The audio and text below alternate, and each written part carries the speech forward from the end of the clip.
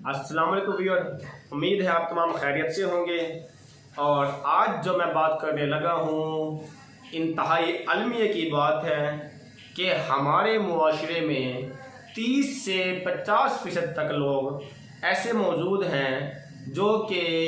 अपने पैसे को वेस्ट इस तरीके से करते हैं कि कभी जिन्नात के मामलात को चक्कर को समझ के पता नहीं कितना पैसा अपने ऐसी जगह पे मुल्लाओं पे पीरों फकीरों पे और इधर उधर लगा देते हैं। और जब हर जगह पे पैसा लग चुका होता है तो एंड पे जाके उन्हें इस बात का पता चलता है जी ये सारा का सारा कुछ भी नहीं था, एक साइकोलॉजिकल चक्कर था, एक साइकोलॉजिकल डिसऑर्डर था। लेकिन जब तक उन्हें पता लगता है उस वक्त तक उनका लाखों रुपया तबाह हो चुका होता है। बात यह है कि हमारे मुआशरे में एक दूसरे में ये भी है कि बहुत सारे जाली पीर बैठे हैं। मैं यहाँ पे किसी को हिट नहीं करना चाह रहा, इसलिए मैंने किसी का नाम नहीं लिया। अच्छे लोग भी मौजूद होते हैं, बुरे लोग भी मौजूद होते हैं, ये हर मुआशरे में होते हैं। लेकिन हमारे मुआशरे में बहुत सारे ऐसे जाली पीर का रूप धार के ऐसे लोग बैठे हैं जो कि जब आप जाके उनसे अपने बच्चे का मसला बयान करते हैं, अपने फैमिली मेम्बर का मसला बयान करते हैं, स्पेशली ख़वातीन हज़रात को मैं ये मैसेज देना चाह रहा हूँ कि जब वो किसी खातून का केस स्पेशली डील करती हैं, किसी पीर जी, मुल्ला जी और बाबा बंगाली और ये और वो और पता नहीं ऐसे ऐसे मुल्लाओं के पास जाके, तो वो आप लोग कहते हैं जी हवा का चक्कर है, जिन्नात का चक्कर है और इसके लिए चिल्ला काटना पड़ेगा, इसके लिए इतना पैसा लगेगा, इसके लिए मुझे रात को जाना पड़ेगा, ये काम आपका हो जाएगा। और कुछ बातें ऐसी करते हैं कि आपको अपनी तरफ कायल कर लेते हैं और वो आपको से फिर डिमांड करते हैं कि जी इस चिल्ले के लिए, इस काम के लिए इतना पैसा लगेगा, अगर आप लोग इतना पैसा दिए तो मैं चिल्ला लगा करने के लिए तैयार हूँ, या इस तरह की बातें करते हैं। और सादा लू आवाम खासूसी तौर पे जो देहातों में रहने वाला तब क्या उन लोगों के साथ ये ज़्यादा मसाइल है, लेकिन शहरों में भी मैंने बहुत सारे केस ऐसे देखे हैं वैसे, ठीक है। तो वो लोग जाके उनसे डन कराते हैं, बंदे को ना अपने मसले का हल निकालना होता है, उन्हें नहीं दिख रहा होता कुछ भी क्या सही क्या गलत, ठीक है। वो अपना सोच रहे होते बस हमारा हल निकले किसी भी तरीके से। तो फिर वो जाके उस मुल्लाओं से या उन पीरों फकीरों से या उस जगह पे जाके डन कर आते हैं, उसके बाद उन्हें पैसे देना शुरू कर देते हैं। फिर वो कहता है जी एक चिल्ले में काम नहीं हुआ, 2 चिल्ले में होगा, 2 महीने हुआ, 3 में होगा, 3 महीने होगा, इस तरीके से करते कराते अगले बंदे से अच्छा खासा पैसा खींच लेते हैं। और जब सारा पैसा खींच लेते हैं हत्ता कि उनके ऊपर फाके की और मांगने की नौबत आ जाती है, उसके बाद उस वक्त तक जाके जब वो अपनी ज़िंदगी तबाह कर चुके होते हैं, अपना पैसा तबाह कर चुके होते हैं, तब जाके उन्हें इस बात का एहसास होता है कि जी कोई जिन्नात का चक्कर नहीं था, कोई हवा का चक्कर नहीं था, कोई ऐसा चक्कर नहीं था कि जिसकी वजह से जो है ना कहना उसका हमने अपने बच्चे का लाखों रुपये उस पर तबाह कर दिया, वो एक साइकोलॉजिकल डिसऑर्डर था। अब मैं यहाँ पे बात बताना चाह रहा हूँ कि जिन्नात की हकीकत से इनकार नहीं है। कुरान पाक में कई जगह जिन्नात की हकीकत के ऊपर बात की गई है। अल्लाह पाक की जात ने फरमाया मैंने जिन्हों इंसान को अपनी इबादत के लिए पैदा फरमाया। पारा नंबर 27 की गालिबन आयात नंबर 55 का जो तर्जुमा मैं आपको सुना रहा हूँ वो यही है कि मैंने जिन्हों इंसान को अपनी इबादत के लिए पैदा फरमाया। इसके अलावा बहुत सारे ऐसे रेफरेंसेज हैं जिन्नात वजूद रखते हैं, लेकिन जिन्नात इतने वेले और इतने फारिग नहीं है, हर बंदे के रूम में जाके घुस जाएंगे और हर बंदे को जाके तंग करेंगे। जो हमारे मुआशरे का अलमिया है कि हर बंदे को हम समझ होते हैं कि इसके ऊपर हवा का चक्कर है, इसके ऊपर जिन्नात का चक्कर है, उसके मेडिकल टेस्ट नहीं कराते, उसके कोई सिर्फ एक रात के मेडिकल टेस्ट होते हैं, साइकोलॉजिकल टेस्ट होते हैं, ब्रेन की स्कैनिंग होती है उसकी, ठीक हो गया। और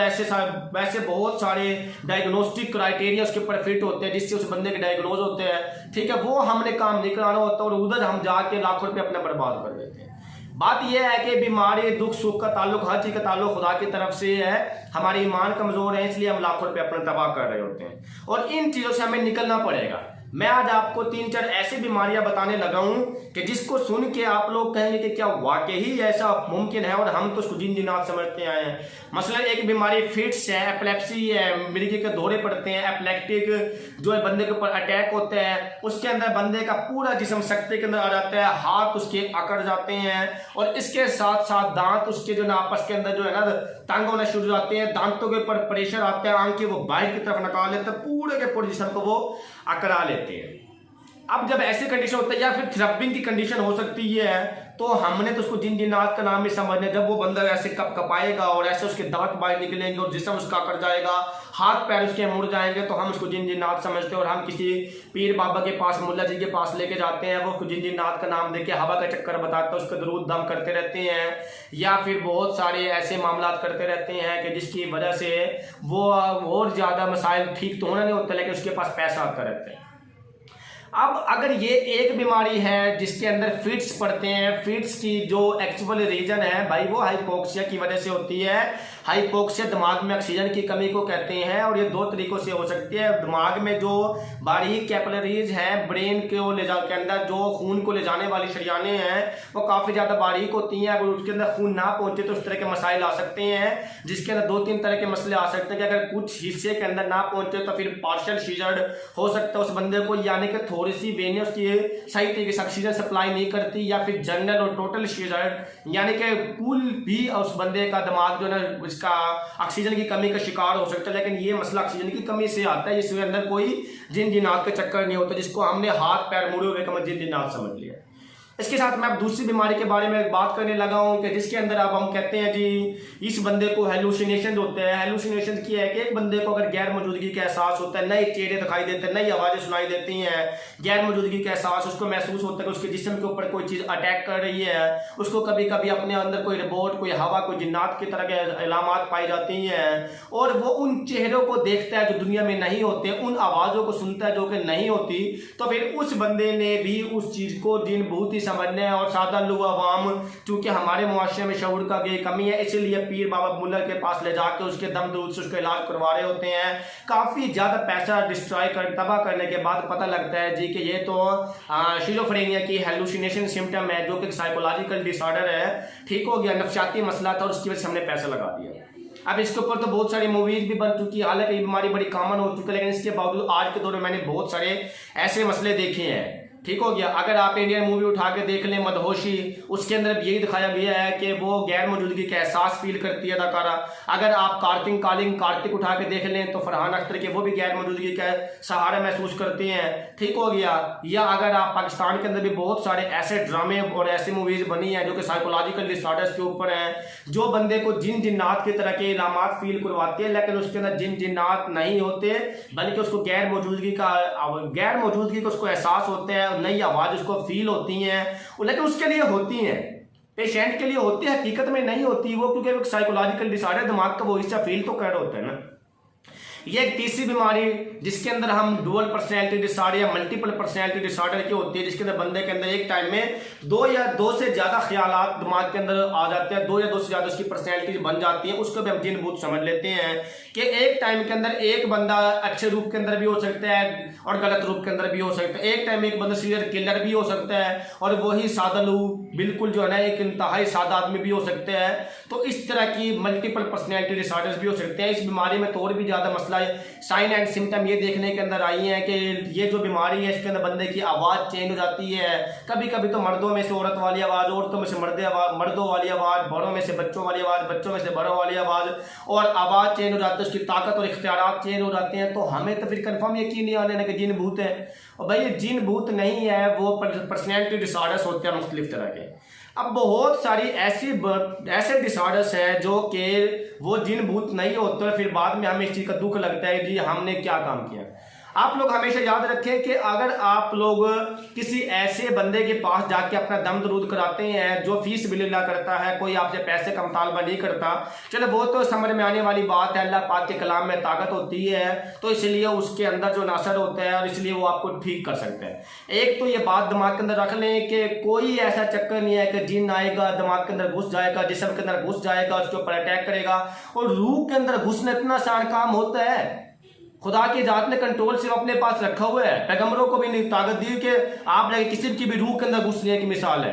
बात कहने का मकसद मेरा यहाँ पे ये है कि अल्लाह की जात ने इस निजाम को ना सिस्टमेटिकली बनाया है, हमें गलत इस्तेमाल करने के लिए नहीं बनाया, अच्छे इस्तेमाल करने के लिए बनाया है। ठीक हो गया। तो इन बातों से आप थोड़ा सा कीनली इस बातों पर तवज्जो दें और ऐसे कोई मामलात की तरफ जहां पे आपको पैसा लगाना पड़े वो ना करें। किसी ऐसे अपने काम को सीधा करने के लिए ऐसे इल्म की तरफ ना जाएं जो पीर बाबा बंगाली वाले चक्कर के अंदर या कोई और इस तरह के जो है मामलात के अंदर मुल्ला जी बैठे हैं जी फलां दम दरूद करते हैं जी, अगर फीस भी लीला करता है तो उससे करा लें। बल्कि मैं तो यहाँ तक सुन रहा था कि मैंने एक वीडियो देखी, कोई बाहर के मुफ्ती साहब हैं, उन्होंने तो वीडियो के अंदर बताया कि मेरे उसके माइंड से उसका नाम निकला हुआ है कि तावीज़ की भी शरई हैसियत, उसने कहा कुछ नहीं है। उसने कहा जो तावीज़ की शरई हैसियत है वो तो हम बंद कागज को गले में डाल लेते हैं, इसकी मिसाल तो ऐसे है जैसे बंद कुरान पाक को हम घर में रखते हैं, उससे रौनकें नहीं आती, उससे बरकतें नहीं आती, उससे बीमारियां खत्म नहीं होती, बल्कि बीमारियां खत्म होती हैं उसको पढ़ने से। इसीलिए अगर तावीज़ एक कागज से बंदे की लाइफ में तब्दीली आनी होती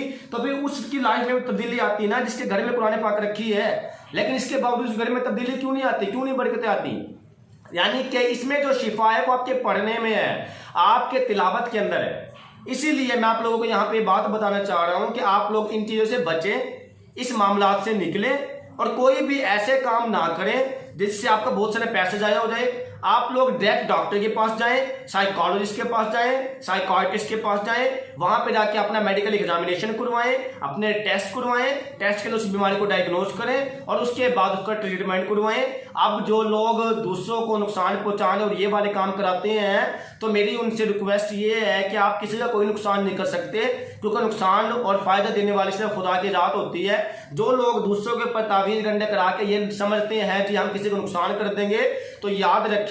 कि जो साइंटिफिकली साबित हो चुका है वो ये है कि जिस बंदे की ऐसी सोचें होती हैं तो सबसे ज्यादा उस बंदे की अपनी लाइफ के ऊपर अटैक करती हैं। इसीलिए बहुत सारे जो ऐसे लोग होते हैं दूसरों को नुकसान पहुंचाने वाले, उनकी अपनी लाइफ डिस्टर्ब हो जाती है। ये बातें मैं आपको इससे पहले भी एक वीडियो के अंदर बता चुका हूं कि इलेक्ट्रोएन्सेफालोग्राफ मशीन पे मेजर कर सकते हैं ऐसी सोचों के बारे में जिसकी सोचें इस तरह की होंगी नुकसान पहुंचाने वाली, तो वो दूसरे की लाइफ को नहीं बल्कि अपनी लाइफ, अपनी सेहत और अपनी तकदीर को डैमेज कर रही होती हैं। इसलिए अगर कोई बंदा समझता है कि मैं दूसरों को नुकसान कर रहा हूं, तो वो दूसरों को नुकसान नहीं कर रहा, वो अपना नुकसान हो रहा होता है, उसकी लाइफ खराब हो रही होती है, उसका नुकसान क्या होगा, अपना नुकसान उसका हो रहा होता है। इसीलिए आप लोग इधर ना जाएं, अच्छा सोचें, पॉजिटिव सोचें, दूसरों को नफा देने वाला सोचें। अल्लाह पाक की जात फरमाती है, नबी की जात फरमाती है, तुम में से बेहतर वो है जो दूसरों को नफा पहुंचाए। ठीक है, तो इसीलिए जब आप लोग इस तरफ चलेंगे तो आप लोगों के सारे मसले हल हो जाएंगे। खुसूसी तौर पे वो लोग जो अपना हजारों रुपये बर्बाद करें, उनसे मेरी रिक्वेस्ट है कि वो इधर ना जाएं, अपने पैसे को बचाएं, अपने फैमिली को प्रोडक्टिव कामों पे लगाएं, अच्छे मुआशरे का, अच्छा फर्द होने का सबूत दें। मुझे उम्मीद है कि ये वीडियो आपको पसंद आई होगी। शुक्रिया, वस्सलाम।